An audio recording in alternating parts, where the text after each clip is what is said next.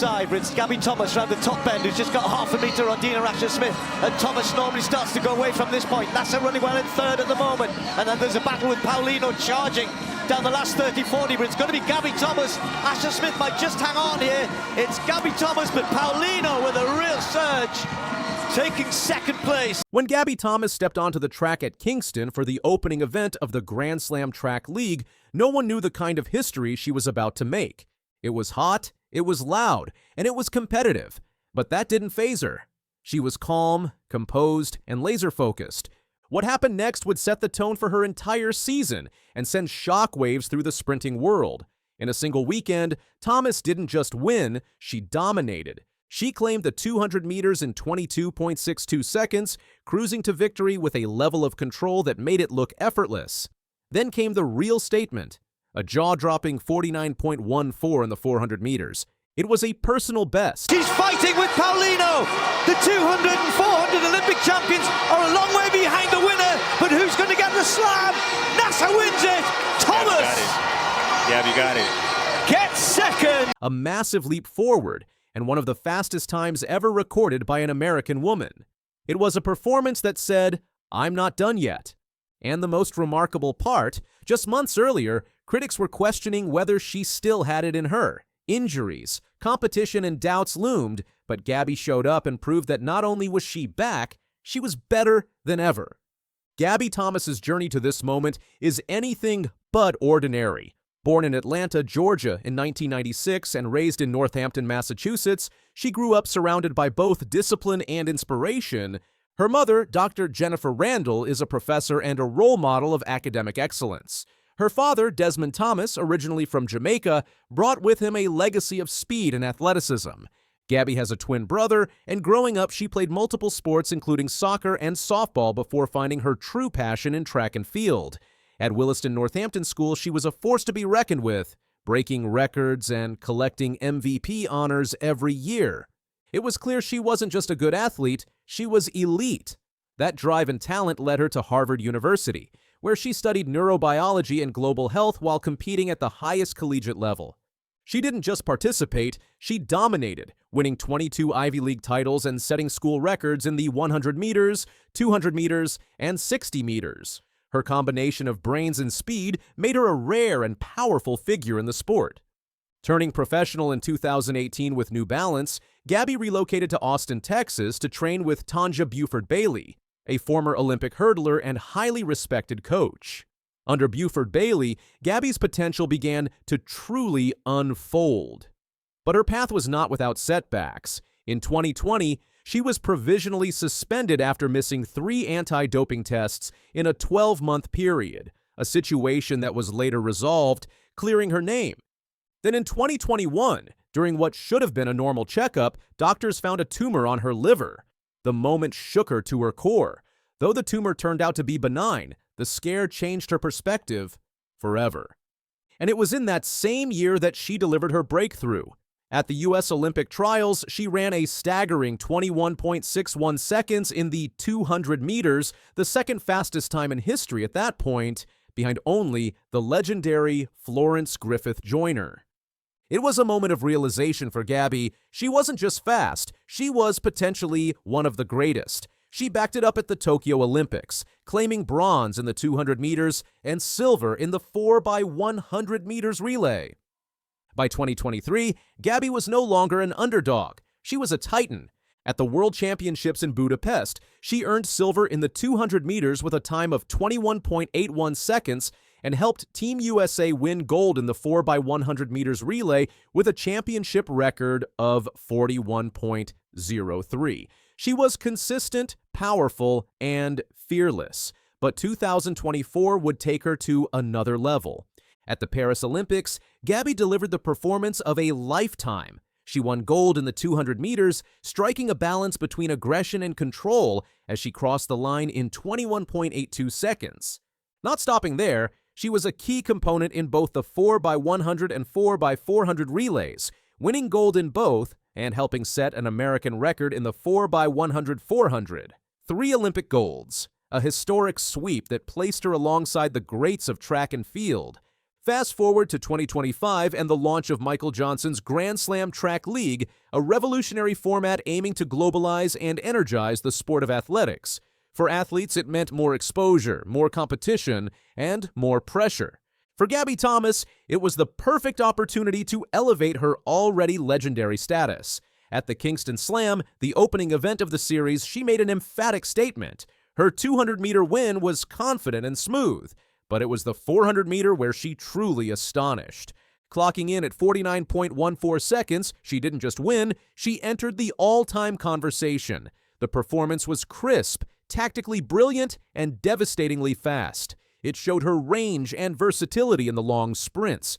She became the first ever long sprints champion in Grand Slam track history, setting a benchmark for what's possible in this new era of the sport. But Gabby's season wasn't just about times and trophies. A fierce rivalry began brewing between her and fellow American sprinter Lucia Jefferson-Wooden. Their matchups became must-watch events. Each race brought a new layer of drama, from photo finishes to strategic mind games. Jefferson-Wooden brought raw speed and fiery personality, while Gabby countered with poise and elite execution. The contrast made for electric storylines that captivated fans and commentators alike. Their rivalry wasn't hostile, it was the kind that lifts the sport, where two stars push each other to new heights. And while Jefferson-Wooden snatched a few wins, Gabby's consistency and composure often gave her the edge. Off the track, Gabby remained a force of presence. Known for her fashion-forward sense and fearless individuality, she turned heads at galas and award shows with bold, statement-making outfits. But it wasn't all glam. In Philadelphia, following a high-profile meet, Gabby experienced harassment from a fan, a moment that could have been brushed aside. Instead, she used her platform to speak out, demanding better security and support for athletes. Her words sparked a broader conversation about athlete safety and personal boundaries, resonating far beyond the world of sports. In a time when many would have stayed silent, Gabby took a stand, proving once again that her courage extends well beyond the finish line. Gabby Thomas's story isn't just about medals or times. It's about resilience, evolution, and rewriting what it means to be a modern athlete. She holds a master's degree in epidemiology, earned after her Harvard graduation, showcasing her commitment to both science and sport. She's faced down a cancer scare, bounced back from suspension rumors, and silenced every critic along the way. She's a role model not just for athletes, but for anyone fighting to balance ambition, integrity, and identity. Her influence spans sport, academia, culture, and social justice. In 2025, she didn't just win races, she redefined what greatness looks like. From the moment she burst out of the blocks in Kingston to her final stride in the 400 meters, Gabby made one thing clear. America had no chance until she stepped on the track, and when she didn't just race, she did the impossible. On the way, no problem here. Perhaps Amy Hunt left in the blocks ever so slightly. Julien Alfred doing that okay, that Darryl Neater perhaps doing it better, and Amy Hunt running a fantastic transition, but she hasn't got it in the home straight. Julien Alfred streaking away with the women's 200 meters. 21.71 seconds into a headwind. At the London Diamond League, Julien Alfred just obliterated the women's 200-meter world record and tied as the 9th fastest woman in history. This wasn't just another race.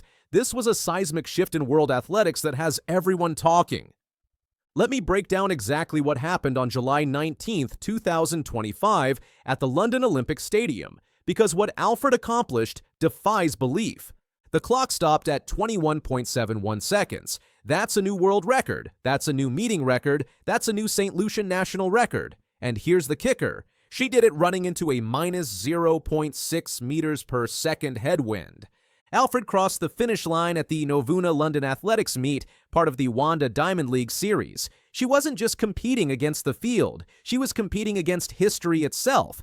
The 24-year-old from Cicerone demolished her previous personal best of 21.88 seconds. She shattered Gabrielle Thomas's London meeting record of 21.82 seconds, and she claimed the fastest women's 200-meter time globally for 2025.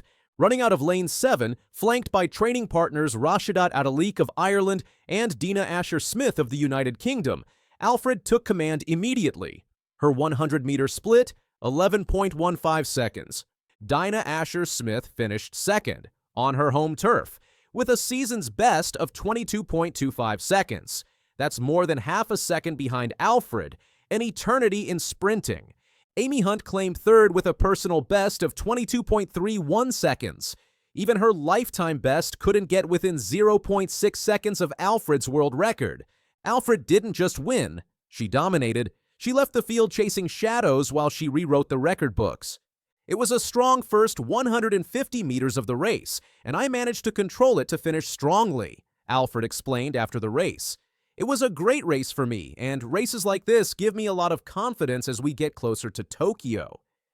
Here's what makes this performance absolutely mind-blowing. Alfred faced a headwind of minus 0.6 meters per second, wind working against her, rain falling throughout the day, a soaking wet track that ruled out fast times for other events. The 60,000 capacity crowd at London Stadium braved early storms to witness athletics history. They got exactly that, and more. Michaelis Alekna threw a Diamond League record in the discus despite the wet conditions, but even his 71.70 meters throw paled in comparison to what Alfred achieved on the track. A win, but also a meeting record. How are you feeling? I feel amazing right now. Wasn't expecting that time, but I'm healthy. That's all that matters right now. Alfred now sits tied for 9th on the all-time women's 200-meter list at 24 years old, from a tiny Caribbean island with a population under 200,000. This marks her 5th run under 21.9 seconds, her best by far. She holds the 2 fastest times globally for 2025. Her previous best this season was 21.88 seconds, run in Florida earlier this year. The St. Lucian has now won 10 out of 11 races across all distances in 2025. Her only loss? 1 race all season. That's a 91% win rate while breaking world records. Alfred's performance puts her ahead of every sprinter who stepped on the track this year by significant margins. The gap between her 21.71 and the next fastest time this season is massive. Alfred carries Olympic gold from the 100 meters and silver from the 200 meters at Paris 2024. Those were the first Olympic medals of any color for St. Lucia. Now she's adding world records to that collection. I did the 200 meters in London last year before the Olympics, and I finished 2nd. But seeing how I ran today and how comfortable I felt, I am a lot more confident in my 200 meters heading into the Worlds, she stated. Last year in London, Alfred ran 21.86 seconds for 2nd place behind Gabby Thomas. 12 months later, she's running 21.71 for the world record. Once I'm healthy, I think anything is possible. Right now, I'm building towards Tokyo right now, so I can't really say. And obviously, the reaction from St. Lucia has been explosive. Social media flooded with tributes and congratulations. National pride reached fever pitch as their Golden Girl delivered another historic moment. St. Lucia's Golden Girl did it again, posted one local on Facebook. Another wrote, "Huge congrats to Julien Alfred on breaking records and making the nation proud." The St. Lucian diaspora in London provided massive support during the race. Alfred specifically mentioned their presence. I would like to talk about the St. Lucia diaspora who's here in London. I mean, we have so many St. Lucians here. So it would be a pleasure competing in front of them. From Castries to Canaries, from Vieux-Fort to Gros-Islet, the entire nation celebrated. Alfred isn't just running for medals, she's running for every St. Lucian watching. Alfred recognizes her role as a trailblazer. She mentioned upcoming athletes like Naomi London, now at Texas, and JD Emanuel, who won 2 gold medals at the Carifta Games. "I don't have a relay team," Alfred said. "However, we do have a few athletes, young athletes coming up. We have Naomi London, she's now at Texas. We also have JD Emanuel, who just won 2 gold medals at the Carifta Games. So, we do have a few athletes who are up and coming, so I'm hoping in the near future we can have a relay team." Commonwealth Games women's high jump gold medalist Laverne Spencer inspired Alfred as a young athlete. Now Alfred wants to provide that same inspiration for the next generation. Laverne Spencer, who was a high jumper for St. Lucia, was my role model, especially being St. Lucian herself. Growing up in primary school, we heard about her a lot. So I'm hoping that I can be an inspiration for the youth in St. Lucia. Alfred's race execution was flawless. She exploded from the blocks in lane 7. Quick start, early command, controlled aggression through the turn. Coming off the bend, she already held the lead. No panic, no desperation, just smooth acceleration and perfect technique as she opened up daylight on the field. Her split times tell the story. 11.15 seconds through 100 meters, then a 10.56-second closing half that left everyone else fighting for second place.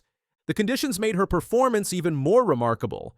Negative wind, wet track, early storms that tested every athlete's preparation. The World Championships in Tokyo loom in September. Alfred just sent a message to every 200-meter sprinter on the planet. She's not just the Olympic silver medalist anymore. She's the world record holder. My training right now is at 80%, so I will be upping the training in the next few weeks and over the next races before Tokyo, warned Emmanuel Wanyonyi after his 800-meter victory. Alfred could make a similar statement about her preparation.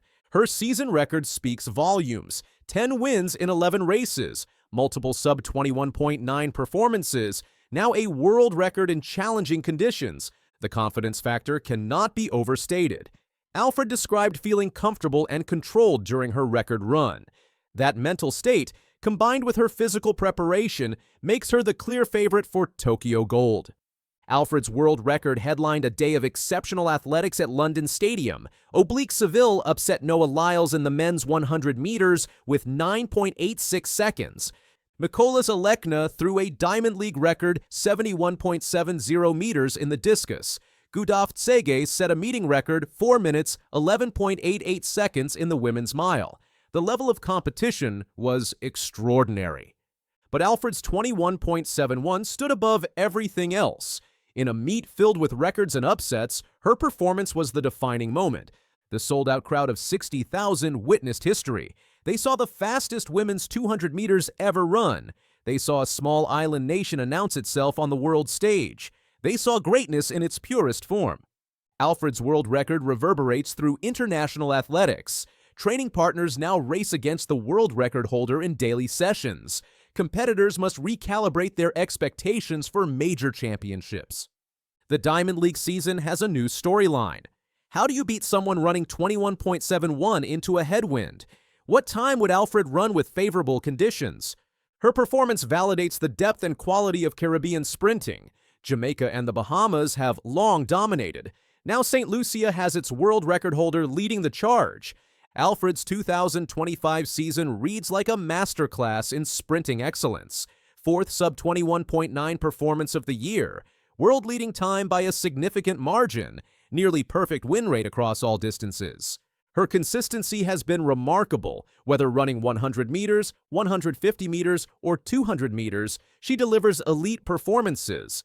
The versatility and speed combination makes her a formidable competitor. The progression from 21.88 early in the season to 21.71 at London shows continued improvement. Peak form appears to be arriving at exactly the right time. Alfred has shown she can handle pressure, adverse conditions, and high-level competition, all while setting world records and making history for her nation. Job of staying within his form, going to his arms when his legs are gone and tired, and not tightening up like some of his other competitors. After 3 years of complete exile from competitive track and field, Olympic gold medalist Randolph Ross stepped back onto the starting line and shocked everyone. The 24-year-old sprinter didn't just return to competition.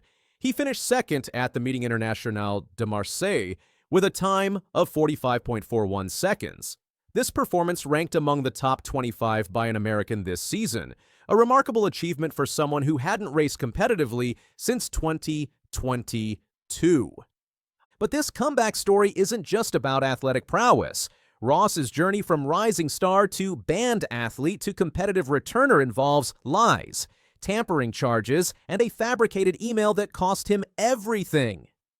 The question now becomes, can a former Olympic champion who lied to anti-doping officials reclaim his place among America's elite sprinters? Randolph Dwayne Ross Jr. was born on January 1st, 2001.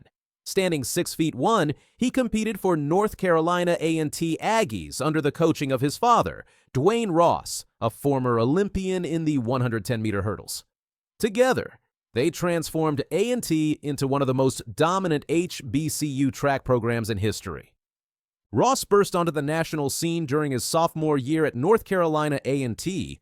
At the Tiger Paw Invitational in Clemson, South Carolina on February 12, 2021, he ran the 400 meters in 45.21 seconds, the fastest time in the nation at that point.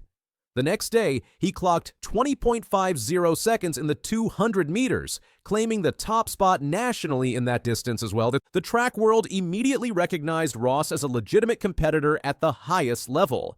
At the 2021 NCAA Division I Indoor Track and Field Championships, he finished second to Noah Williams. But it was at the Outdoor Championships where Ross truly announced his arrival. He won the 400 meters with a time of 43.85 seconds, setting a 2021 world leading mark that ranks 18th on the all-time list. 9 days after his NCAA triumph, Ross finished third at the U.S. Olympic Trials on June 20th, 2021, securing his spot for the Tokyo Olympics.